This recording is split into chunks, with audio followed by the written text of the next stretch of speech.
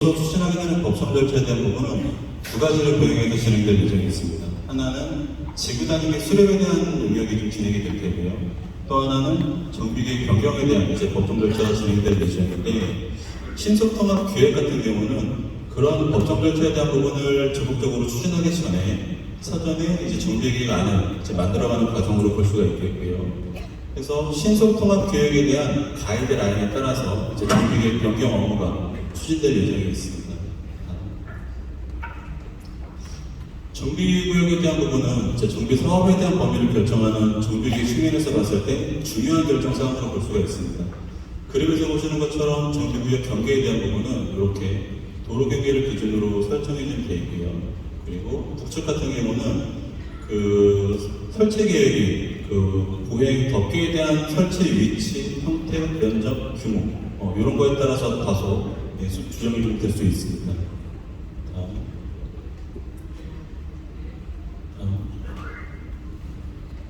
용도적 계획에 대한 내용입니다. 왼쪽에 보시는 도면이 용도적 기정, 이제 현재의 용도적이 되겠고요. 오른쪽에 있는 도면이 용도적 변경안입니다. 현재 용도적에 대한 부분은 그림에서 보시는 것처럼 대부분 이렇게 3종 일반 주거적으로 결정이 되어 있고요. 그리고 2종 일반 주거적 7층, 2종 일반 주거적 작게는 이렇게 1종 일반 주거적까지 실제 4개의 용도적이 혼재가 되어 있고요. 용도적 변경 안에서는 역세권 활성화 사업에 대한 측면에서 역 주변은 용도지역이 이렇게 3종 일반 주거지역에서 준주거지역으로 변경을 하는 내용이 되겠고요. 그 외 지역에 대한 부분은 대부분 3종 일반 주거지역으로 계획이 되어 있습니다.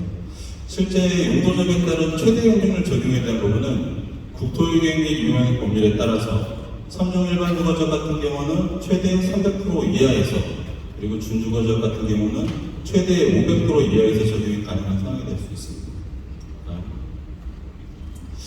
보시는 도면이 사실상 이제 정비계획의 마스터 플랜으로 볼 수 있는 도면이고요.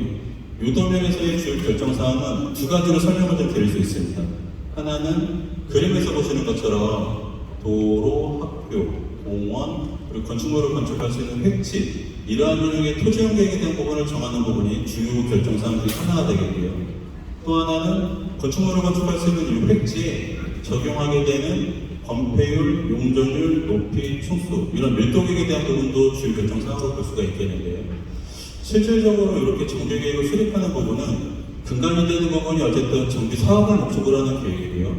정비사업의 실현성 측면에서 봤을 때는 획지 규모에 대한 부분이 적정 규모 이상으로 확보가 좀 되고, 그리고 획지에 적용하는 밀도에 대한 부분이 최대치로 적용할 수 있는 이런 패턴이 정비사업의 실현성 측면에서 보다 유리하게 적용될 수 있는 상황으로 볼 수 있습니다. 먼저 토지 환경에 대한 내용에서는 이 획지 내에 지금 현재 설치되어 있는 이면도로에 대한 부분은 대부분 다 폐지를 하고요. 그리고 동서방향에 대한 연결은 이렇게 그림에서 보시는 것처럼 획지가 구분되지 않게 하나의 획지에서 공동개발이 지금 가능할 수 있도록 이렇게 선형은 북측 대지경계 선형으로 이렇게 유선형으로 적용을 좀 했습니다. 그리고 공원 상부는 초록색 부분이죠. 공원으로 중복 결정하는 내용이 되겠고요. 전체적으로 차량 통행에 대한 부분에 대해서는 남측 도로에서 진입을 하고, 그리고 이렇게 서클 형태로 이렇게 순환하는 패턴으로 적용이 되어 있습니다.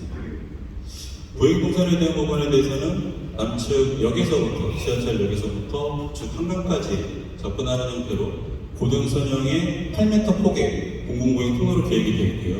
그리고 공공보행 통로 선형에 대한 부분은 그림에서처럼 대지 중앙을 관통해서 북측에 일부 공원, 그리고 덮개 도로를 통해서 북측이 한강 보행교까지 이제 연결되는 형태로 검토가 좀 되어 있는데, 실제 그 한강 보행교 연결에 대한 부분은 그림에서처럼 정비구역 범위에 초과하는 부분이고요. 그리고 지구 단위 계획에서도 지구 단위 계획 구역 범위 구역에 해당하지 않는 부분이기 때문에 실제 이 보행교 설치에 대한 검토는 추후에 이제 정비계획을 추진하는 과정에서 이 보행교에 대한 결정 유형이라든가 형태라든가 조성 패턴 등에 대한 부분은 구체적으로 검토가 좀 필요한 상황이 있습니다. 그래서 토지형 계획에 의해서 이제 용적률에 대한 부분을 좀 설명을 드리면, 용적률에 대한 부분은 왼쪽 표에서처럼 이렇게 세 가지 용적률로 좀 구분이 되어 있습니다. 기준 용적률, 정비계획 용적률, 동일한 표현으로는 상한 용적률 이런 표현을 좀 쓰는데요. 그리고 법적 상한 용적률 이렇게 세 가지 표현을 쓰는데, 기준 용적률에 대한 부분은 사실상 시작되는 용적률이라고 보시면 되세요. 그래서 용적률의 출발선이다라고 보시면 되는데, 검토한 이 용적률 값에 대한 부분은 3종 일반 주거지역과 준주거지역에 대한 기준 용적률은 달리 적용이 되어 있고요. 그 달리 적용된 용적률에 대한 부분을 전체 구역 면적 기준에서 가중평균한 값입니다. 그래서 적용한 용적률이 220% 내외로 검토가 좀 되어 있고요. 그리고 이 법적 상한 용적률에 대한 부분은 표현처럼 국토의 계획 및 이용에 관한 법률에 적용하는 최대 용적률 범위에서 설계가 적용한 용적률이에요. 그러면 신통안에서는 3종 일반 주거지역에서 사실상 최대 용적률 적용에 대한 부분은 300%로 검토가 되어 있고요. 그리고 준주거지역에 대한 부분은 최대 500% 범위 이내에서 설계 검토는 436%로 적용이 되어 있습니다. 그래서 두 가지 용적률에 대한 부분을 또 전체 가중평균에서 322% 내외 이렇게 지금 검토가 되는데, 실제 신통안에서는 제가 설명드린 것처럼 용적률에 대한 설정을 전체에 대한 가중평균으로 적용을 했는데요. 실제 정비계획 변경권에 대한 부분으로 진행을 할 때는 이 용적률에 대한 부분은 그림에서 보시는 것처럼 구분된 획지별로 용적률을 배분해야 되는 상황이 좀 있습니다. 그렇다면은 실제 지금 뭉퉁거리 전체 용적률에 대한 부분을 획지별로 어떻게 배분할 건지에 대한 그런 당면 과제가 좀 있는 거고요. 일단 기본 방향 설정에 대한 부분에 대해서는 어쨌거나 1대1 재건축에 대한 추진이 온전하게 적용 가능할 수 있도록 획지에 대한 우선은 일단 이렇게 크게 적용된 3종 일반 주거지역에 대한 획지에 필요한 용적률 완화량을 우선적으로 검토하는 것을 기본 방향으로 좀 설정을 했습니다. 그림에서 보시는 것처럼 왼쪽에 있는 첫 번째 도면은 2017년도에 지구 단위 계획은 아닙니다. 자세히 좀 보시면 동서 방향에 이렇게 도로 계획이 있었고요. 남북 방향의 도로, 그리고 남북 방향의 도로 지선에 이렇게 공원 계획이 좀 있었다 보니까 이런 기반시설 계획 때문에 실질적으로 획지에 대한 부분, 건축물을 건축할 수 있는 다양 대지에 대한 면적은 이렇게 좀 나눠져 있었습니다. 그래서 실제 7개의 작은 획지로 좀 구분이 되어 있었고요. 요상에 대한 부분을 지속적인 주민 의견으로 이제 여러 유형에 대한 의견들을 좀 지속적으로 제출을 좀 했고요.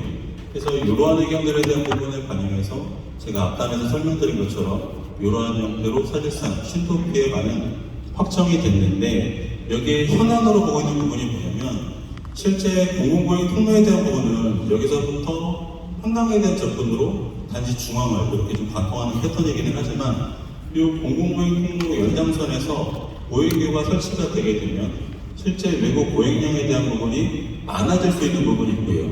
즉 그런 부분은 실제 정조환경 측면에서 부영향에 대한 우려가 있을 수 있는 부분이기 때문에 공공구역 통로를 이렇게 단지 중앙을 관통하는 직선형에서 서쪽도로 형태로 좀 조정이 필요하다는 부분에 대한 부분은 지속적으로 조금 논의가 되고 있는 부분이 있고요. 구체적으로 정하는 부분들에 대해서는 나중에 이제 정비계획 변경에 대한 업무를 진행할 때 또다시 협의 검토가 좀 필요한 측면이 있습니다. 그리고 용적률에 대한 부분도 이제 기준 상한, 법적 상한 용적률, 그게 어쨌든 신통안에선 전체 용적률에 대한 부분으로 적용이 되어 있지만 그 용적률 배분에 대한 부분도 획지별로 어떤 형태로 얼마만큼 조정할 건지에 대한 논의도 이것도 현재 기준에서 당면 과제로 좀 보고 있습니다. 마지막으로 추진 절차에 대한 내용인데요. 제가 앞단에서 말씀드린 것처럼 지금 법정 절차 진행에 대한 부분은 왼쪽에서처럼 지구 단위 계획 그리고 이제 정비 계획 변경권으로 이렇게 두 개가 병행해서 진행될 예정이 있는데요. 지구 단위 계획 같은 경우는 현재 저희는 아파트 지구로 지정이 되어 있습니다. 그럼 아파트 지구에 대한 관리를 아파트 지구 개발기본계획, 그러니까 오래전 계획에 따라서 지속적으로 관리될 수가 없는 상황이에요. 그렇다 보니까 아파트 지구에 대한 관리를 지구 단위 계획 구역으로 지정을 하고 지구 단위 계획으로 관리하자는 측면에서 지구 단위 계획 업무가 진행이 되고 있는 상황이 있고요. 현재 기준에서는 연락 공모까지는 좀 진행을 했습니다. 이어서 이제 심의에서 지구 단위 계획안을 정할 때는 실제 저희가 진행하고 있는 신성통합 기획에 대한 부분을 우선해서 결정하는 형태로 진행될 예정이 있고요.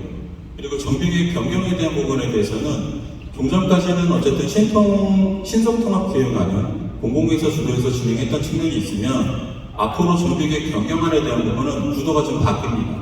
그러니까 조합에서 제안자 지역에서 제안을 하는 형태로 좀 바뀔 텐데요. 해서 조합에서 정비계획 변경 제안에 대한 내용을 좀 준비를 하고 또 주민 제안에 대한 내용을 구청에 제출을 좀 하게 되는데요. 이어서 추진하는 부분은 관련 부서 협의를 좀 진행할 예정에 있습니다. 관련 부서 협의는 시, 또 외원청, 학교 관련해서 좀 협의를 하게 되는데요. 보통은 30개에서 40개 정도 부서를 협의를 좀 하게 되고 그 부서 의견에 대한 부분을 조치하는 과정에서 최초 제안에 대한 내용에서 소소하게 조치계획에 대한 내용 때문에 정비계획안은 조정될 수가 있는 거고요.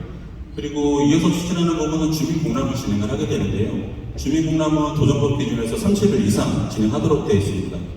그래서 주민 설명에 대한 대체를 그 30일 이내에 진행하는 경우도 있고요. 별도로 구분해서 이후에 진행하는 형태도 좀 있을 수 있습니다. 그리고 그 후에 의견 청취까지 진행을 하게 되면 사실상 이 과정에 대한 부분은 구청에서 주도하는 법정 절차에 대한 부분은 사실상 마무리됐다라고 보셔도 좋고요. 이후로 도시계획위원회 심의 선정을 하게 되는데 일반적으로 정비계획 변경 결정에 대한 부분은 서울시 도시계획위원회 본심의에 선정을 하지만 저희 같은 경우는 신속통합기획안을 바탕으로 진행을 하기 때문에 서울시 도시계획위원회 소위원회 수권 위임되어 있는 위원회에서 결정을 하는 형태로 그렇게 지금 진행될 예정입니다. 그래서 결정 고시에 대한 내용으로 좀 보시게 되면 지구단위계획 내용과 정비계획 내용에 대한 부분이 같은 내용으로 결정 고시될 예정이 있습니다. 여기까지 해서 간단하게 설명을 마치도록 하겠습니다.